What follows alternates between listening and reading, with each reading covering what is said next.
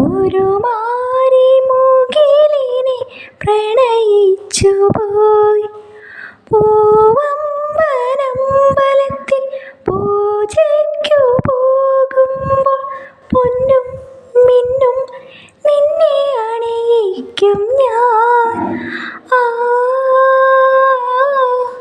ആ വാനിടം മംഗളമാലപിക്കേ, ഓമനേ നിന്നെ ഞാൻ സ്വന്തമാക്കും. ഈറൻമേഘം പൂവും കൊണ്ട് പൂജയ്ക്കായി ക്ഷേത്രത്തിൽ പോകുമ്പോൾ, പൂങ്കാറ്റും സോപാനം പാടുമ്പോൾ പൂക്കാരി